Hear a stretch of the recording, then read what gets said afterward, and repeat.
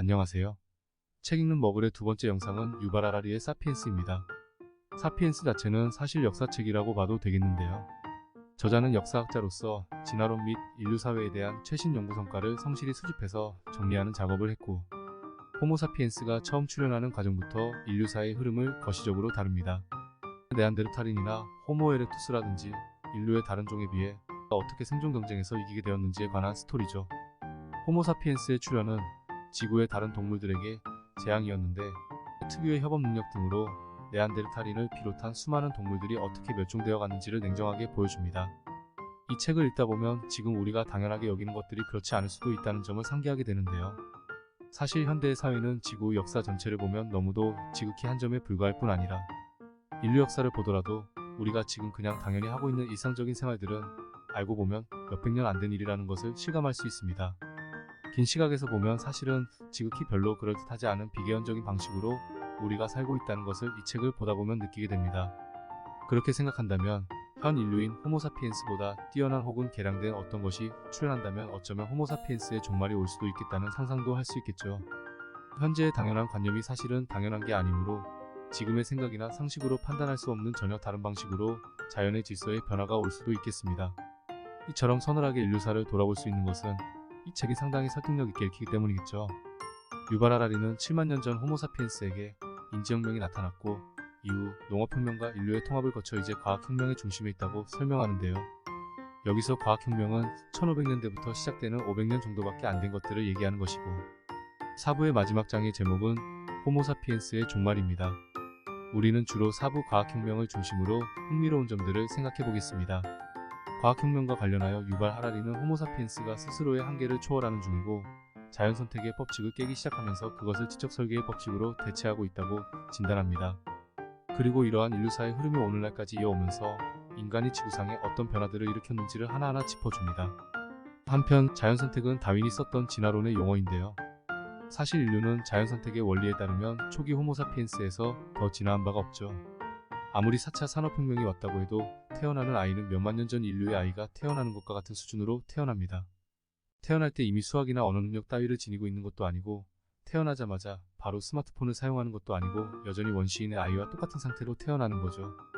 과학기술 따위의 끝없는 진보를 바라는 입장 혹은 자본주의적 사업의 확장을 꿈꾸는 입장에서는 인류가 몇만 년 전과 똑같이 태어난다는 것은 상당히 피곤한 일입니다. 유치원부터 성인이 되어 재구실을 할 때까지 교육을 시켜야 하기 때문이죠. 심지어 요즘 교육기간은 점점 더 길어지는 추세입니다. 옛 농경사회에서는 사실 교육은 안 시켜도 되죠. 그냥 사회화 과정에서 자연스럽게 구어습득만 해도 되니까요. 그러다 19세기 산업혁명 이후의 시대에는 누구나 글은 읽을 수 있고 어느 정도의 수학 계산 정도는 할 줄 알아야 노동자로 써먹을 수 있겠다 싶었겠죠. 그래서 누구나 공교육으로 초등학교는 보내게 되었고, 요즘은 그걸로도 부족하니 중학교, 고등학교까지 사실상 공교육처럼 되었습니다. 그런데 불과 4, 50년 전만 해도 고등학교만 졸업하면 취직도 하고 사회생활에 큰 문제가 없었지만 현재는 아시다시피 대학에 관한 사회적 편견이 매우 강하죠. 한국은 특히 심합니다. 그러다 보니 몇만 년 전과 똑같이 태어난 인간을 오늘날 사회가 요구하는 능력을 갖추도록 만드는데 너무도 오랜 시간이 소모된다는 게 문제가 됩니다. 적어도 20년이 넘게 필요하죠. 그래서 인간이라는 종은 실질적으로 진화가 잘 되지 않습니다.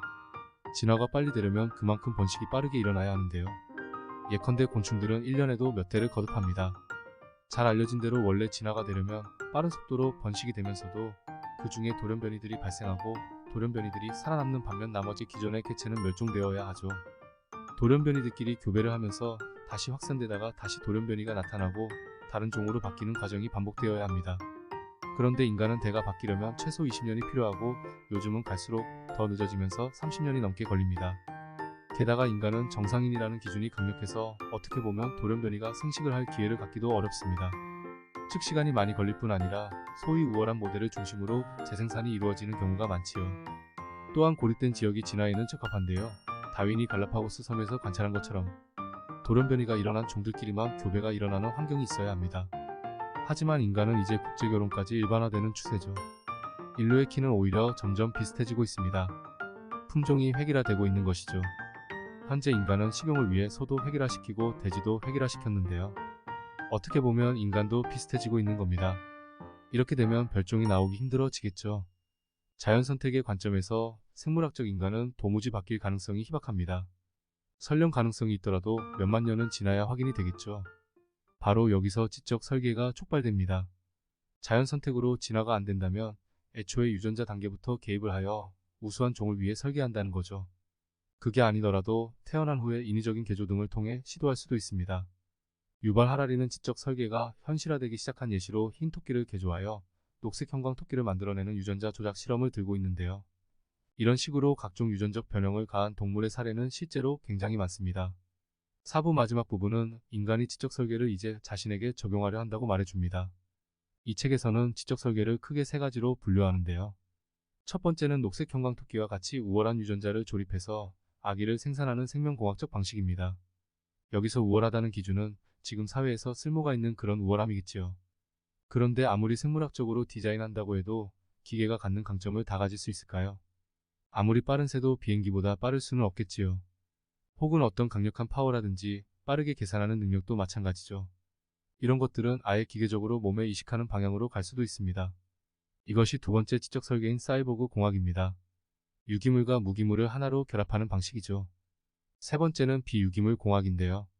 생명을 기반으로 하는 유기물과 아예 무관한 무기물에 정신적 능력을 부여해서 인간보다 뛰어난 지능을 갖도록 만드는 방식입니다. 실제로는 이 세 가지가 융합되는 쪽으로 가겠죠. 모두 이미 다양한 SF 영화의 상상으로 묘사된 내용이기도 합니다. 첫 번째는 유전공학을 이용한 인간의 종적 개조가 가능하다는 것인데요. 카타카는 이를 미리 보여주는 영화입니다. 벌써 20년이 훌쩍 넘은 영화인데 디자인 베이비로 태어나는 게 일반화된 사회를 그리고 있습니다.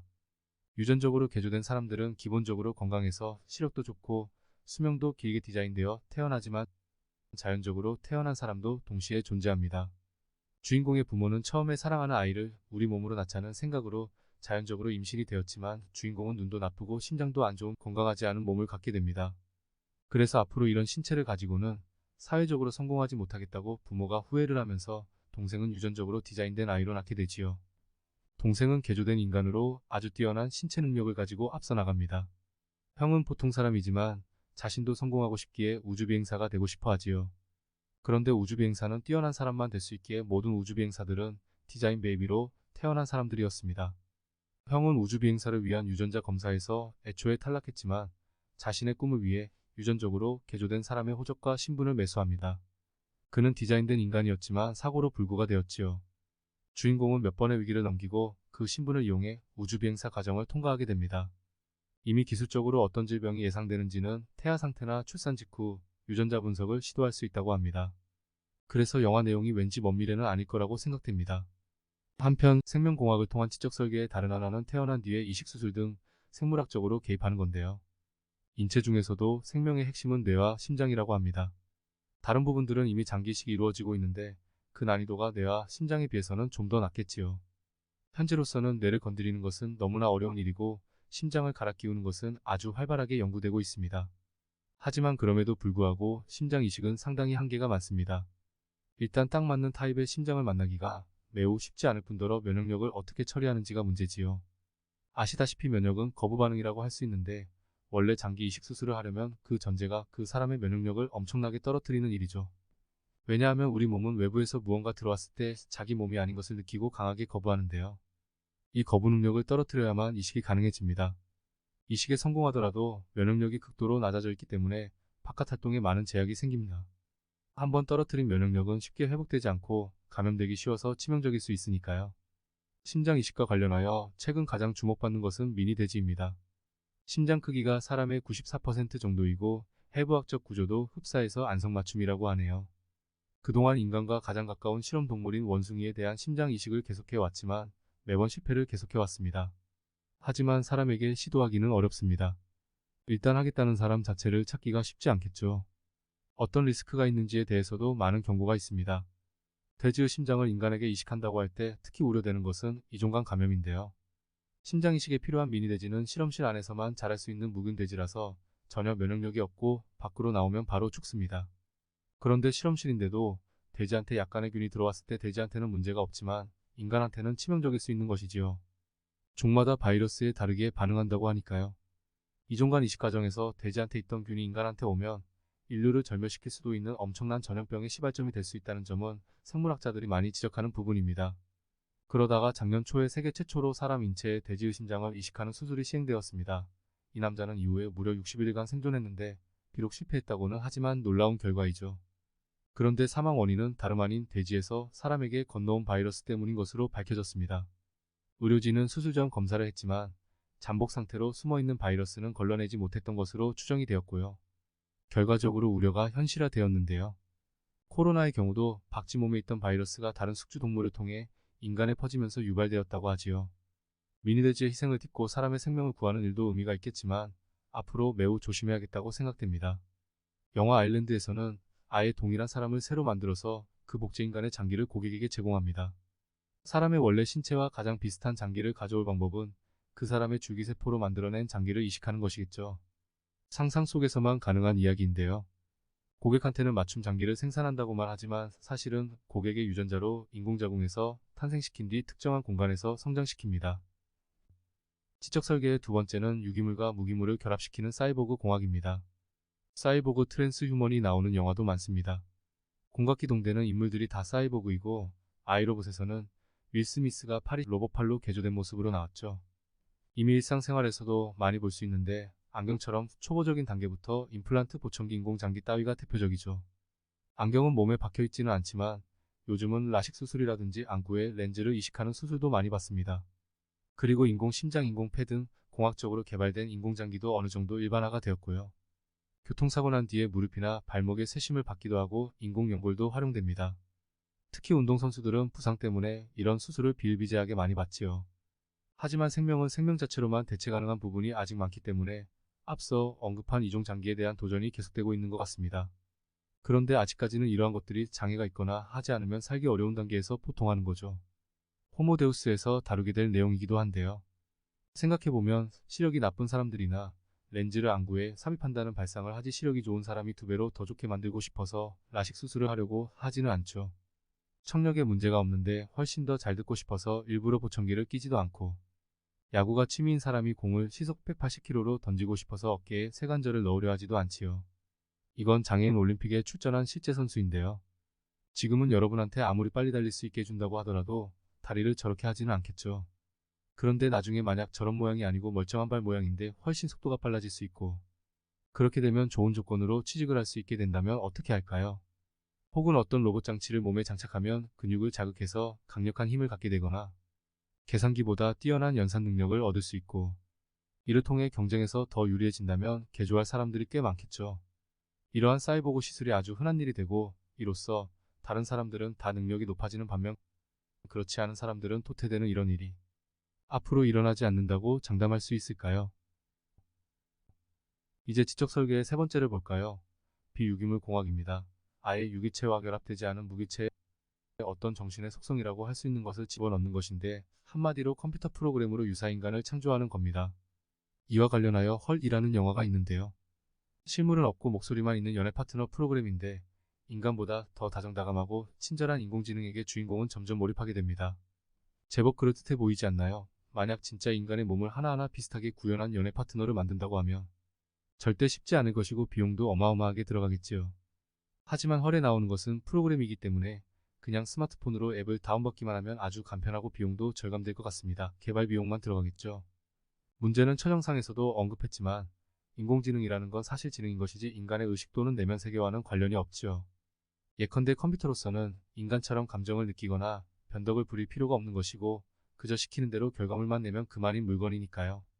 설령 그렇게 만들고 싶어도 현재 과학으로서는 뇌로부터 내면 세계가 어떻게 형성되고 이어져 가는지 전혀 해명하지 못하고 있지요. 마치 인간과 같은 내면 세계가 있는 것처럼 알고리즘을 만든다는 것은 아주 어려운 일입니다. 그럼에도 굳이 이와 관련한 막대한 투자를 하려고 하기는 힘들겠죠. 애초에 뇌에 대해서도 거의 접근하지 못하고 있는 상태이기도 하고요. 사피엔스에 나온 이야기는 아니지만 최근까지 블루 브레인 프로젝트가 화제였습니다. 휴먼 브레인 프로젝트라고도 하는데요.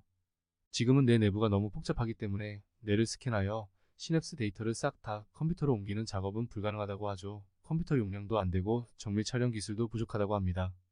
하지만 블루 브레인 프로젝트의 경우 현재의 발전 속도의 추세로 볼 때 몇십 년 뒤에는 뇌의 구석구석을 다 차단해서 데이터를 컴퓨터로 옮길 수 있다는 희망을 품고 있는 것이죠. 그렇다면 그런 날이 올 때까지 뇌를 보관해야 할 텐데요. 수명이 다한 사람의 뇌를 플라스틱처럼 딱 고정되는 파란 액체 속으로 집어넣어서 그대로 본을 뜨는 겁니다. 나중에 이걸 가져다가 정밀 카메라로 쫙 스캐닝을 하고 데이터를 컴퓨터로 옮기면 컴퓨터 안에서 깨어나게 할 수 있다는 가정이지요. 이런 연구는 뇌도 결국은 전기 신호로 처리되는 데이터 처리 장치라고 보는 전제하에 있겠죠. 물론 그 역시 확실하지는 않습니다. 이러한 상상을 그대로 보여주는 영화로는 트랜센덴스가 있습니다. 과학자인 주인공이 암살당해서 죽기 직전에 같은 과학자인 아내가 남자의 뇌를 컴퓨터로 마인드 업로딩합니다. 몸은 죽었지만 컴퓨터에서 살아가고 그러다 다른 인간의 몸을 이용해서 다시 등장하기도 합니다. 한편 블루 브레인 프로젝트에 대한 비판도 많은데요. 유럽연합에서 천문학적인 돈을 퍼부었는데 사용한 예산에 비할 수 있는 정도의 이렇다 할 결과를 내지 못한 점. 그리고 목표를 과장하는 바람에 신뢰를 잃은 상황에서 다시 신뢰를 얻어야 하는 상황이 문제되고 있습니다. 최근 세 번째 지적 설계와 관련하여 가장 이슈가 되는 것은 테슬라에서 사람 뇌에 인공지능 칩을 심어 뇌와 컴퓨터를 연결하는 기술을 개발한다는 계획입니다. 뇌졸중이나 사고로 신체 일부를 사용 못하는 환자에게 칩을 이식하여 생각만으로도 움직일 수 있게 한다는 것인데 마비된 신경을 대신해서 신호를 전달한다는 발상이죠. 주로 원숭이를 대상으로 실험이 계속되고 있는데 작년 초 기준으로 원숭이 23마리 중 16마리가 죽었습니다. 올해 초에는 실험이 미국 보건당국으로부터 거부되기도 했는데요. 보건당국은 칩이 과열되어 뇌조직을 손상할 우려 그리고 심었던 칩을 제거하는 문제 등을 지적했고 이는 단기간에 해결할 수 있는 문제는 아닌 것 같습니다. 여기까지가 사피엔스에 나오는 내용이고 거기에 살을 좀 붙였습니다. 유발 하라리의 다음 역작 호모데우스로 돌아오겠습니다.